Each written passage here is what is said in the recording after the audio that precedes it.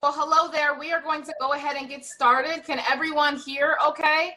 I hope you can hear me.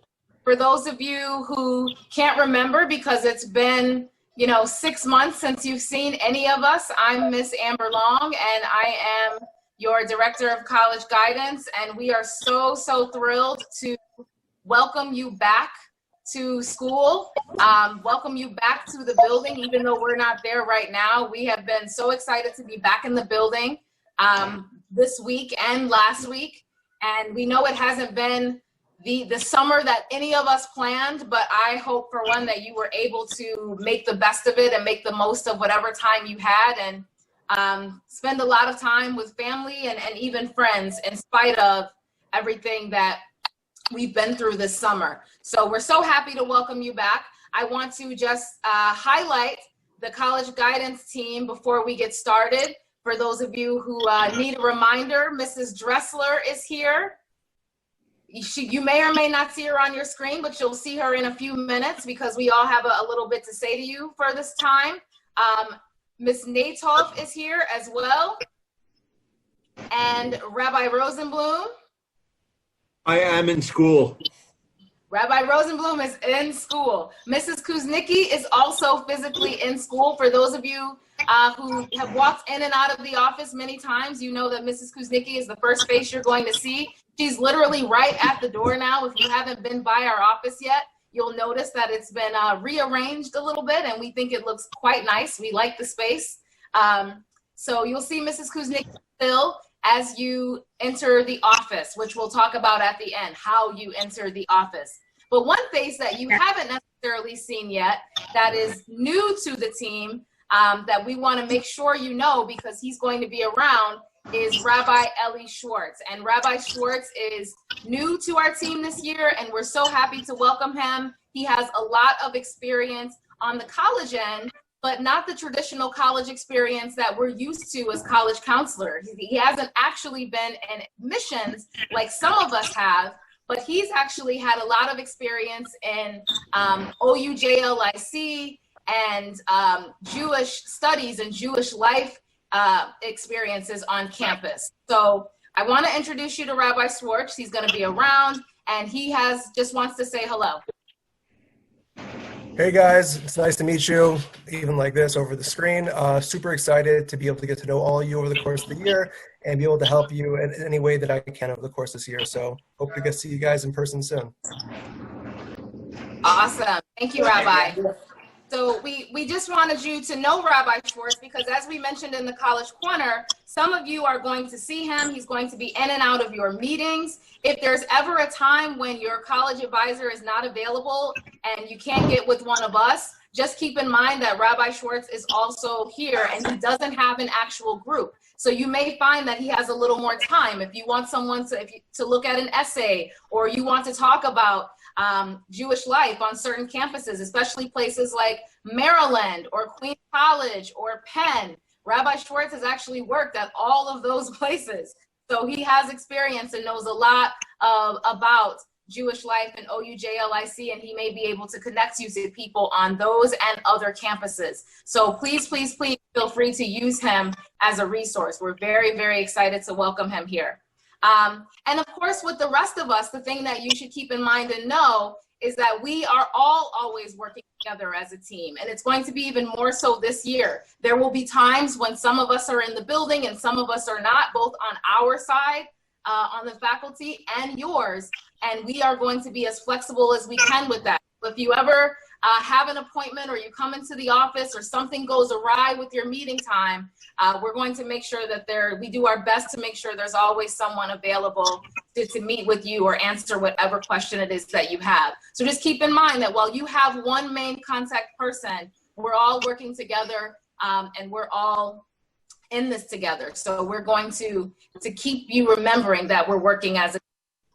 Also a part of that team for you is the Israel guidance team. We support Israel guidance. We think it's something that you all should all consider. We don't have as many students going to Israel as I think we would like, but the Israel guidance team is here and has a few things that they would want to share with you. Rabbi Harari and Mrs. Wielgus, I'll turn it over to you. Hi, everyone. I just wanted to quickly introduce the idea of going to Israel for the year. I'm sure you're all familiar with people who have gone. Maybe you've given it some consideration for yourself. Mrs. Wialgas and myself are, me for the boys and she for the girls, involved with helping you make either the decision whether to go or not, and then the decision of where you might want to go. Very briefly, why would a person consider going to Israel for the year? First and foremost, the most basic reason, you want to develop your Torah knowledge in the most classic fashion. You want to just develop your understanding of the classic traditional texts that maybe you feel you could, you certainly could have more knowledge of them, more involvement than you had in high school. But beyond that, you might say, I'm just not the learning type. An experience in Israel for the year is also an opportunity to search for answers to questions you may have had, even if they're not textual, even if they're not the traditional type of question. You'll meet people and individuals who have expertise and experience beyond those in this school or that you'll find elsewhere. And even beyond the strict Torah sense, a gap year is an opportunity to kind of endeavor out. You might be going to a school like, I don't know, Baruch or Brooklyn College or Queens College and living at home. This is an opportunity to be outside of home, to learn. Mrs. Wialgas always says that she knows people who, for the first time, did their laundry when they went to Israel. That will do our own laundry. But regardless, you'll have an opportunity to develop independent skills and an opportunity to experience life in a way that is different than if you're living at home. It's an opportunity to really be in a different atmosphere, to see the land, to be able to appreciate the land. That you might be nervous, and I'll conclude the brief comments with this. You might be nervous about coronavirus, but I'll tell you, and I spoke with Mrs. Wialgas about this as well, the boys and girls who are in Israel this year, although it has been different than usual, none, without any exceptions, I think, are regretting their decision. And the most difficult time is the beginning, where they're quarantining, but they're still appreciating the experience of being there.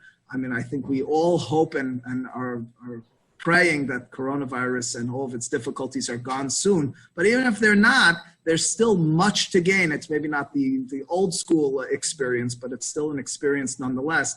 And we think that it should therefore be something that's not at the top, but near the top of your priorities in terms of considerations for what you're doing going forward. Mrs. Wialgas? Okay, so I had an opportunity to address just about all the senior classes, so I just want to go over briefly how Israel Guidance works this year. For the girls, the process starts a little bit earlier. You're going to be having virtual meetings. Obviously, this year we cannot have people come in person to visit with you and tell you about the different programs. But no problem, because we're going to have virtual meetings where you guys get excused from class and you'll be meeting representatives from the different seminaries and for the boys, the yeshivot. The girls' schools come earlier. They'll be here already in October. By the end of November, that is Thanksgiving, girls will have their applications in. By December, you'll have your interviews. By January, you make your decisions. Now, I know a lot of you are thinking, what? We didn't even get to Rosh Hashanah. What are we talking about Israel?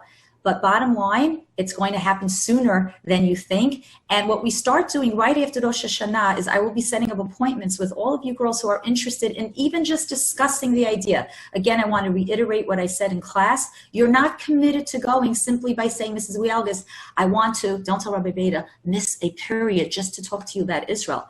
But you're going to sign up and we're just going to have a discussion. And again, I want to reiterate, if your parents say, no, it's not an idea to talk about, don't even think about it, let's talk about it. You'd be surprised how many parents will perhaps come round to the idea of a gap year in Israel. So again, October meetings, November application, December, you know where you're going. So I look forward to meeting with all of you. Rabbi Harari perhaps can tell the boys a little bit more about their schedule. And I just want to add, piggyback on what Rabbi Harari said, it's a year of growth, a year of maturing, a year of, yes, learning to do your own laundry. You're also going to have a lot of fun, guys. You're going to travel. You're going to meet kids from all over the world. Don't think you're going to be locked in a Beit Midrash studying morning and night. It's a year of experiences, of fun, of broadening your horizons. And in the 25 years that I'm doing this, I haven't had a single student say, wow, I don't think I should have gone to Israel. It's been a life-changing experience for everyone. It's a wonderful thing to do before you start college. And I'm hoping to see just about all the girls, and Rabbi Harari will want to see all the boys in my office at some point. Rabbi Harari? Because the boys a little bit, although we want it to be as soon as possible, it's a little bit, unfortunately, takes a little bit longer. I don't know, you guys have a harder time making up your minds. So it takes a little bit longer, but early on in November, we'll have what's called the Israel Day, when a bunch of yeshivos will come to the school, and during third and fourth period, you'll have an opportunity to speak to them and hear their presentations. Additionally, we will hopefully all make appointments to meet together. And again, as Ms. Wialga said, even if it's not a consideration for you, maybe we could just have a conversation about it, and we could decide why not. And perhaps you should be a little more open-minded about it. Additionally, in terms of that sort of thing going forward, I will tell you what happens specifically this year. It happens very often, but this year it was really felt, is guys leave off this decision. I'm going to only decide it once I find out about college. I'll only talk about it once I determine what I'm doing, where I'm going, where I'm accepted. And in the past, again, tragically, schools would still accept you, and they'd say, okay, listen, he decided a day before we're opening, we'll accept him anyway. It hasn't worked like that, especially with coronavirus, but there seems to be a change in tide in that respect. So I encourage you all, not necessarily to make the final decision early, but to get serious about it early. Instead of pushing it off and saying, I'll determine, or I'll even talk about this later, I'll call Harari in August and discuss it then, and I'll avoid his conversations until then. Please just let's have the conversation sooner than later, so that we can determine, A, is this a viable option? B, should it perhaps be something that you can think about? And C, once it is determined, so then where is the right place for you? Hey, Shabbat Shalom, everybody. Thank you. Thank you so much. And just so you know, from our end, from the college guidance standpoint, even if you do decide that you want to go to Israel for the year, in most cases, we're going to encourage you to apply and go through the application process this year. There could be some case-by-case things that make an exception to that, but for the most part, we usually encourage students to go through the application process and then defer your admission for your gap year to Israel. So you will still, in most cases, be working with us. And you should also know that colleges and universities are supportive of and very used to students taking gap years, whether it's to go to Israel or for anything else. So this is not something that is foreign to any of us, and that should never be a part of your hesitation. Of course, if you have questions, we reiterate, talk to Rabbi Harari, talk to Mrs. Wielgus, and of course, make sure that your college advisor is aware too that you're thinking about taking a gap year, because we will help you go through that and make your decision as well. And there will be some communication that has to happen with your colleges. Very similar themes there, though, about timelines, and timelines being a little faster and some things not being the same as what you're used to, or things just moving faster than what you're used to. You are seniors this year, and there's so much excitement with that, and we are really excited for you. But it also means that there are going to be deadlines upon deadlines upon deadlines, and they are going to come, as Mrs. Wielgus said, they're going to come earlier than you expect, and they're going to come faster than you expect. So what we want to do now is really just take you through some of those key points. We have a few things that we want to share with you that are really important to us, that are going to help us work better with you and you with us. And then we have some things that we want to leave you to think about. And we also have some action items that we need you to take away. So things that you need to walk away with, knowing that you have to do and take care of. And of course, at the end, we're going to have a form that we need you to fill out as well, so that we can get our attendance taken and have the record that you were here in attendance for this meeting. So for starters, things are obviously different in the school this year as a whole, but a lot of our expectations for what we are going to do have not actually changed. So we want to make sure that you understand what our expectations are of you going through this process. And the first one is that you really read, for starters, right? We sent you your first kickoff College Corner, the first email from us of the year. We're really excited. We want to keep this positive momentum going. It had a lot of information, and we know that. But the good thing about the College Corners always is that they have a lot of useful information, and they don't go anywhere. Anything that you get in a College Corner is not going away. So if you're ever wondering, oh my gosh, I wonder what happened with college guidance, or I wonder what we were supposed to do with that, the first thing you can always do is check your College Corner. But the thing that you need to do is make sure that you read them. There's going to be time-sensitive information in those emails. There's going to be information about deadlines and events, whether it's a scholarship or for a school. So please make sure that you read your College Corners when you get them and take action on anything that you receive that you need to act on in those messages. You've received an email as well from your counselor within the last day or two. So please make sure that you respond to that as well. Rabbi? So I would like to speak to you for a few minutes about communication.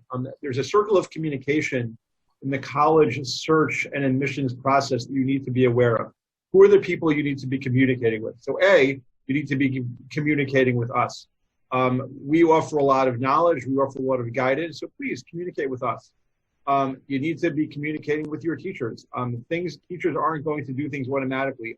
I find that our teachers in our school are super helpful. Please communicate with them about how's my recommendation coming? How would you think, I heard that you went to this college. Communicate with your teachers. Also, there's one group that we tend to think are not really people who want to communicate. Absolutely communicate with your parents, because it's very, very important to know what your family and parental expectations are. You'll decide, oh, this is the college I want to go to, and your parents say, no way. And on the other end of the spectrum, we've had many students who had no idea where their parents would let them go, and because they failed to communicate, they didn't know the rich opportunities that await them. So please don't be shy about talking to your mom and dad.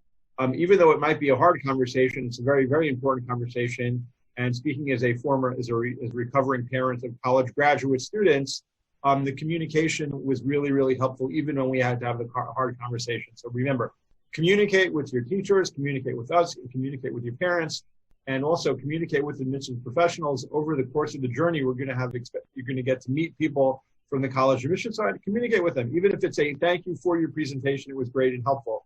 That also is a great way to keep the juices flowing. So communicate, communicate, communicate. The next thing we want to discuss with you is the importance of following instructions. If you're a college admissions officer and you have to decide between which two students to admit, and you have one who followed the instructions perfectly and the other one did not, and they were the same, who would you admit? The student who could follow instructions or the student who can't? If you think it's number one, please in the chat write number one. You would admit the student who would follow instructions. Yeah, so be the students that follow instructions. As Ms. Long said, we are going to be sending you emails with instructions. The college is very good. I'm so proud everybody is participating and answering. I'm going to tell you right now, we in this office always duke it out before we put something in a College Corner in an email, because we do not wish to waste your time. We want your time to be spent maximizing your learning in the classroom and streamlining your college application process. So if we advise you to do something, follow that instruction, because it's designed purely to do one thing. It's designed to help you achieve your goals. And so let's follow every instruction. And so if they ask you, the college says, oh, there's a 650 word cap on the essay. What's the cap on the essay? What do you think, Rini Cohen? 650, that's correct. If you come in with an 800-word essay, guess what? They're not going to be so impressed. Okay, sorry, we don't want to go too far off. Now we're going to kick it to Ms. Dressler. Hey, guys. So I'm going to be talking to you about the college, kind of the process, and I'm assuming no one has applied to college here yet. Has any senior applied to college yet? No. Okay. So this is a personal process. We want what's best for you, and we're gonna advise you as such. But this is a personal process. We are going to give you individualized, customized counseling and advice that is for you. So when I give advice to Prissy, that advice is for Prissy. It may not also apply to Jeannie or Zoe or Yvette. Same thing when, if Ms. Natov is giving advice to one of her students, just because I give advice to one student doesn't mean it applies to all students blanketly. You wouldn't take someone else's prescriptions, I hope. So don't take the advice. Everything is going to be personalized and customized directly for you. As you are transitioning into adulthood, this is one of the first ways that you are going to forge your own path. This is your first time applying to the process. Friends and family are going through it, but we're going to make sure that you are going to help to transition you into adulthood. But you have support. You have counselors. You also have families, friends, teachers to help. But we are going to be here to assist you, to help you, to guide you, to edit applications, to write letters of recommendation for you, to vent when you had a stressful, day. We're here to be your biggest cheerleaders, and we are here for you, but it is your process. Think of it as your first major job interview. You may have heard Rabbi Rosenblum in the past say that you're essentially applying for a job as a student. You're going to get out of it what you put into it. So make sure that you take ownership. Be proud of your story and be proud of the potential that you're going to find within yourself while you're in college. Hi, everybody. I'm going to speak about the importance of deadlines. Every single year, it's critically important to submit things on time in advance, but of all years, especially this year, it's important. So I know most of you are going to be applying to CUNY. Regular CUNY, it's a rolling application, but we really encourage you to submit it by December this year, which is a change from other years. It's advantageous to submit it by December at the absolute latest. And if you're applying or thinking about applying to a school that has a November 1st deadline, whether that's early action, early decision, or a priority deadline, like Maryland, for example, you must notify your counselor as soon as possible so that we're on the same page and we know what needs to get accomplished in a timely fashion. And given the Jewish holidays and how they fall, it's especially important that we plan ahead. So adhere to all the deadlines. And if you think you are doing November 1st, get going, talk to your counselor, start a draft of the essay, and the application materials, if you're doing November 1st, are due to your counselor by October 15th. That way we have ample time to edit and review and ensure that everything is submitted on time, if not in advance. So please know the deadlines of your colleges, know what's coming down the pipeline, and plan in advance and do not procrastinate. Okay? Rabbi Rosenblum.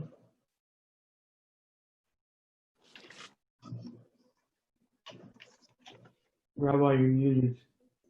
You're mute. You're muted, Rabbi. I was testing you to see if I was muted. Good work, everybody. Picked up on that. So one of the great things about working in the college office of the Yeshiva is you don't have one counselor, but you have an entire team. Everybody brings something super special to the table. So you have one person who is your curator of your journey, but you have the benefit of us all working together. You can come in and get a question. Oh, you know what? That's a really good question. Let's go next door. Let's go across the hall. Now, of course, we'll do it virtually. And so you don't just have one person working with you, but you have the entire team. And this is something which benefits you a lot because we're able to get through all of the moments together. So if you come down and you want to see me, I'm not here. You want to go see Ms. Dressler, you want to see Ms. Natov, you want to see Ms. Long, somebody's not here. Someone is always going to be here willing to help you. And one of the really great things is we really get to know all of the kids, not just the ones that we're assigned to work with, which is really one of the fun parts of the job. And you guys really do benefit from having the collective wisdom of a team where we all celebrate everybody's experiences, and it certainly makes the job a lot more fun. So we're very collaborative, and we know you'll benefit from that.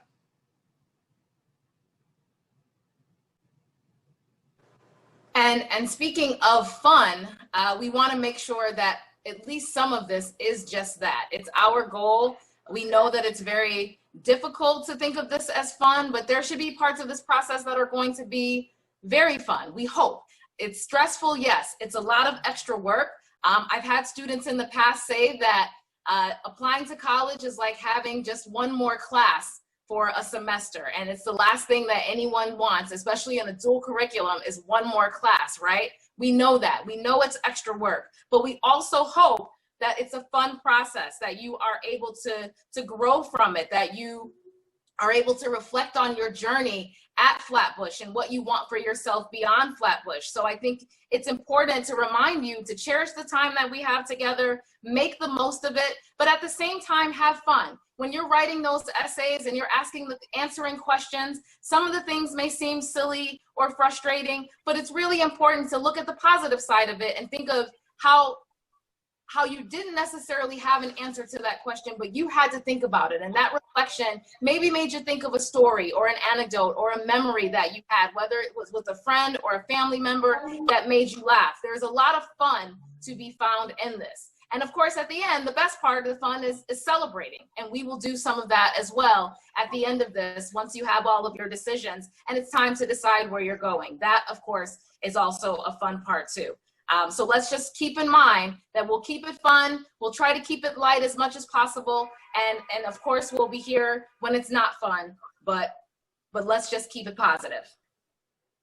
Next, Ms. Natov we'll start with some announcements, quick housekeeping items and things that you need to be thinking about. Yes. So the very first thing, I know a lot of you may have questions about electives and changing your electives, and the process to change your electives is as follows. You should have received an email from Rabbi Beta earlier this week with the "What's Your Problem" form included in the email. So you have until Wednesday of next week, Wednesday, September 16th at noon, at 12 o'clock at noon, to complete the online "What's Your Problem" form.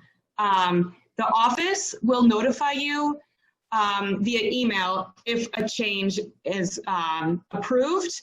So, and if it is approved, all accepted changes will take effect beginning on Tuesday, September 22nd, unless otherwise specified. But assume that is the date when you will start to attend your new class. And you may not switch or drop classes until you receive the official notification from either Rabbi Beta or Ms. Khalili that your request for a new elective has been approved and made. All right, and then the next thing is your transcript. You know that you have a transcript. We've talked about it in the past. It's that record that goes to the colleges. It has all of your grades. It's your record of 9th through 12th grade. Your transcript will include your up through the end of junior year grades, as well as your current senior year courses. We don't have transcripts ready for you just yet, but we will within the coming weeks. And when we do, we're going to want you to review that transcript. We're going to give it to you, and we want you to review it to make sure that it looks as you expect it to look and as it's supposed to look, and that everything is correct. Once you do that, we will know that it's ready to send to colleges. We will be sending transcripts a little earlier this year. We want to get things out as soon as possible. So once those transcripts come, we're going to need you to review them and resolve any errors by contacting your counselor and working with your teachers to resolve any errors that you see. And of course, let us know if it's all fine and good to go as well. But please take action on that when you receive it. We'll be sending you a separate communication when the time comes. Ms. Long, I just want to add, sorry to interrupt, but I just want to add that some people might be thinking, okay, so our transcript's going to be sent soon after I check it, so then I don't have to worry about my grades in January and June because the college already got my transcript. So what would you say to that? That's a very good question, Rabbi Gelbert. And what I would say to that is, and the colleges will tell you as well, we'll get to that. When you send your transcript is one thing. Sure, we're going to send transcripts in November and December and January, but that doesn't mean that it's going to be the last transcript that goes. That's the first part of it. And it's certainly not going to be the final transcript. And a lot of colleges and universities are reviewing final transcripts, not only to make sure that you graduated and are still eligible to come to college, but to make sure that you've maintained the standard of academic performance that you were admitted by. And that is something that they make very clear in their admissions letters as well. That is the expectation, and every college reserves the right to rescind an admission offer. And they can rescind that admission offer for reasons both academic or personal. And if you've been following the news over the past few years, you've probably heard or read of students having their admissions rescinded for everything from character performance. So just because your transcript is going for this first time doesn't mean that it's going to be the last. Thank you, Rabbi. And the next order of business is related to teacher recommendations. So this year it's a slightly different process than other years, and more of you this year may end up needing letters of recommendation than originally thought. So just be sure to speak to your counselor, because it's a very individual decision in terms of how many letters and who to ask. So the process this year for asking teacher recommendations is like this. Number one, you're going to speak to your counselor either via Zoom, in person, or through email, and just confirm who it is you're planning to ask. I know last spring you may have emailed a teacher or spoken to a teacher to fill them out on whether or not they're willing to write for you. So that's great to have done that, but you still need to do the following. So number one, speak to your counselor, as I said, in Zoom, in person, or via email to confirm, and then shortly after that, your counselor will be sending you a Google form that you will complete. And that is the only official way to request a letter of recommendation. So it's great if you've also let your teacher know via email. That's very courteous and nice to do. But the official way will be to complete that Google form that will be coming to you in a few days, hopefully. Okay, so I'm going to talk about visiting colleges, either going to do virtual visits at colleges or having, the virtual visits that we do at Flatbush. So even though we are still in the midst of a pandemic, you can still go and visit colleges. Time is limited, but there are certainly availabilities for you to do tours of campuses, virtual college events. So make sure that you get on the email lists of colleges that you're most interested in, because they will be sending out email communications to you about visiting campuses, either for a virtual tour or an information session, open house, things like that. So again, be sure you're checking your email and make sure you're taking advantage of those virtual visits. And then a number of colleges and universities are going to visit with Flatbush to share information about their schools. It's going to be a great opportunity for you to learn about the college, express interest in the school, meet the representative who's going to be working with our students, get your questions answered. So visits are starting as early as next week. Our first visit we have scheduled next Thursday. So you can check the schedule on Navient, and keep in mind that you must register and sign up for the event the evening before the visit is going to take place. Keep checking Navient often, because we are adding more schools each day. Now, you may get an email from your counselor reminding you that a particular school is visiting Flatbush. That email does not mean that you are registered. It's just a reminder. So you have to log into your Navient account, click register on the event. You are not registered until you do that. If you need help with your Navient account, you can contact your counselor, and we hope to see you at some of these virtual visits. Hey. This year, one of the big challenges that we have that you guys have is writing your college essay. I want to give you some advice about your college essay. One of our great pleasures in the job is helping you with your essay. It's important to keep two things in mind. What is the hardest part of writing your college essay? Starting it. What's the second hardest part of the college essay? Finishing it. So it's our job to work with you to get you from point A to point B. And remember, a lot of us, when we write things for school, we think there is a right answer. And we're like, how are we going to make the reader happy? Readers of essays are most happy when they learn the most about you, the applicant. And it's our job to help, to serve as midwives to get the idea to come out in a proper way so that you can really show who the real you are and that you could write with your own voice. Essays do take quite a bit of time. So really be mindful that you don't want to wait till the last minute on your essay. You'll be hearing us advise you against waiting until the last minute throughout. But please remember that the essay writing is fun. We might have to go back to the drawing board, but we can guarantee you that as much effort as you put in, we will make sure that you are able to come up with a really, really strong winner essay. And again, remember, it's another great opportunity to follow instructions, and we will be reminding you of that throughout the process. So I bless us all. Great essays for everybody. Awesome. Okay, the last part we have in this section, and then we'll get you out of here real soon, is about standardized testing. And it is complicated and complex to say the least, so we are not going to go too deep into the weeds in this meeting, but there are things about standardized testing that you need to think about and that you need to know. Are you still even planning to take an SAT or retake an ACT? Have you found a spot to take it? Do you still need to register? Need to know what, if anything, you should do with test scores that you might already have. There's so many different questions. This is one of those key examples. Ms. Dressler mentioned you wouldn't want to take someone else's prescription. This is one of those key examples where not everyone is going to be doing the same thing. Many schools are test optional. CUNY is completely test blind. What do those things mean?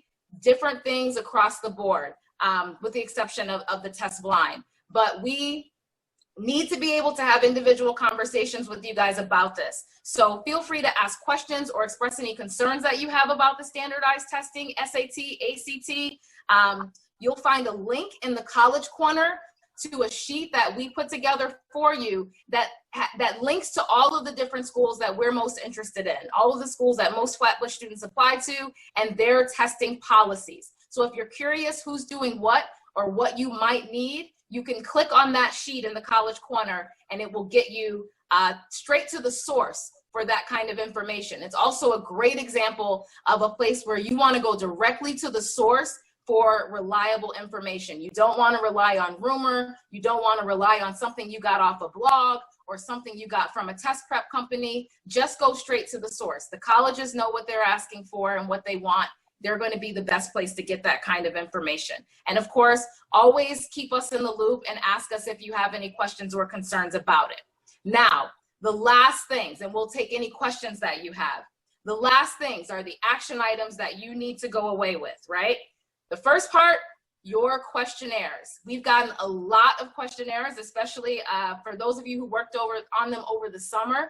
Thank you so much. We really, really need these questionnaires. Oh my gosh, Ms. Long, if she mentions these questionnaires one more time. Yes, we have talked about them in every College Corner since December. We have talked about them in every meeting, every opportunity we get. Why are they so important? It's because we want to hear from you, and it's really one of the best ways to do it, because we want to read your words. We want to hear your words. It helps us start conversations with you. It gives us an idea about what's important to you and what makes you tick.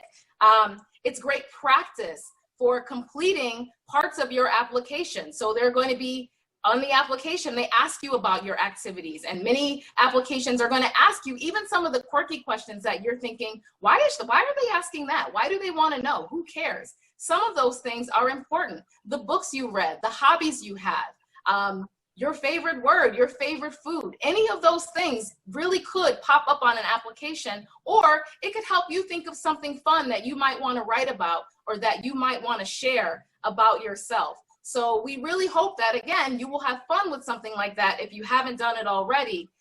It's an opportunity for you to reflect and think about how you want to prepare to answer questions, whether they be short answer prompts, interview questions, or essays. So if you haven't already, there are 2 questionnaires for you. There's the junior intro questionnaire, which most of you have done, so thank you very much. And then there's also the college information questionnaire, where we're asking you just a little more about what your parameters are for the college search process.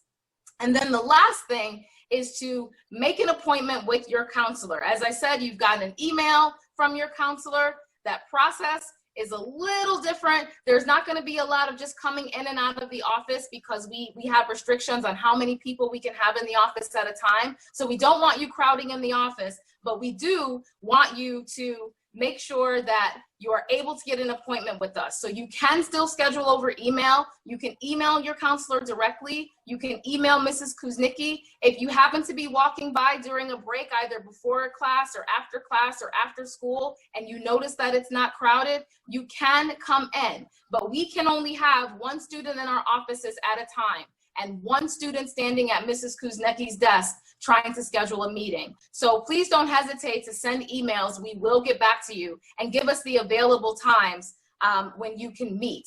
We also don't want you missing class to meet with us. So the best times to have those meetings will be during some of the break transition time that we have, and also after school, whether it be in the evenings. We can meet up till about 6:15, 6:30. The last meetings end at 7 p.m. So we can go pretty late for your meetings and be pretty flexible about that time. So just make sure you're communicating with your counselor. We will work with you individually to schedule times that make sense for everyone. If you're applying to schools with early deadlines, your counselor needs to know by October 15th. It's very important that you keep us informed about that. We don't want any last minute early. So if there are plans to apply early, you should think about that. Speak with your counselor, speak with your parents, and make sure that you are ready to make those kinds of decisions. And if you're not, it's okay. But if you want to consider it, you should let us know. Lastly, please do not miss your meetings. Because of the time that we have is limited, it's so important to not miss the meeting that you schedule. It's okay if you can't make it, but please let your counselor know. Time is so valuable, even more so than it's been in the past. And the schedule is making it harder for us to schedule meetings. So once you have something, it's really unfair to your peers and to us if you just don't show up, because that's time that someone else could have used. So please, please, please, once you schedule a meeting, put it on your calendar, set a reminder, make sure that you're able to attend, because it will hurt you if you neglect to use it. It could be a long time before you get a meeting again, okay? Last thing is the reminder about our application workshop. We're ready to get started. Give me a happy birthday hug. And we are ready to get going on Tuesday, this coming Tuesday, September 15th. We're going to start with CUNY, you guys. We're going to start with CUNY in this application workshop because almost everyone is going to submit a CUNY application.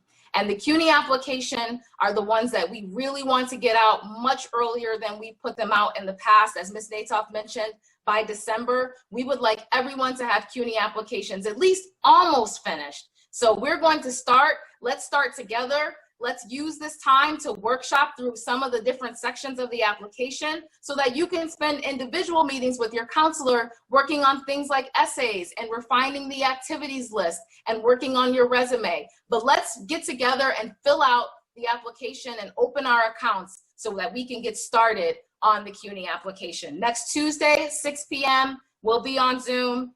We'll send you more information. We'll send you reminders, but we hope that you'll join us. It's not mandatory. If you're not ready, if you don't know whether or not you're applying to Macaulay, you do need to be able to answer that question. So if you're not ready, it's okay. We're going to do this a few times through the fall. So please just come to one or a few of these workshops. It doesn't have to be Tuesday, but if you're ready to go, we're ready for you. So we hope you'll join us.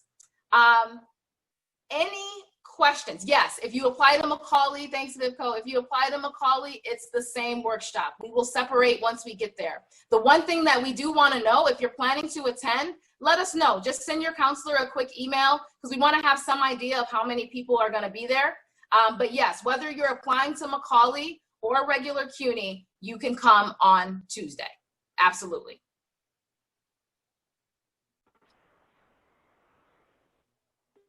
Any questions? That is all of the information we have. There should be an exit ticket in the chat for you guys to complete. We need you to complete your exit ticket. It's how we know you were here. So there should be a link to that in the chat. Wait, I have a question. Yes, questions. For like Macaulay recommendations, do you need like one English and history and then like one math and science? Because I think you need 2 recommendations, right? Yes, for a good question. For Macaulay, you do need two recommendations. They don't necessarily have to be one humanities side, one STEM or math and science or quantitative side. It's all up to you who those two recommenders are. We need access to the exit ticket.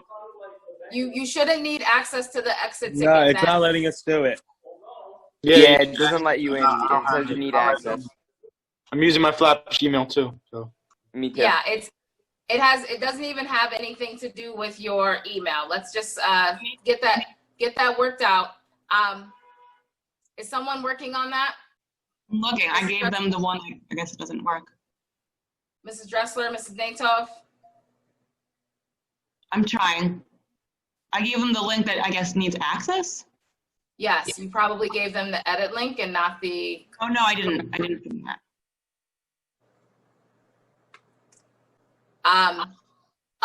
Other questions, and you should, of course, that's one of the things that's on the list of things to talk to your counselor about, your teacher recommenders, whether or not you need teacher recommendations and which teachers you're going to ask for recommendations. You should not be doing that until you speak with your counselor. Other questions? Just looking in the chat. Oh, can I ask one? Yes. The junior questionnaire thing, I tried to answer it, but a lot of the questions were like targeted toward juniors. If I already did the senior one, do I need to do the junior one as well? There's no such thing as the senior one. You need to do the junior one because you were supposed to do it last year. There is no senior one. It's your intro questionnaire. It's yours. All right.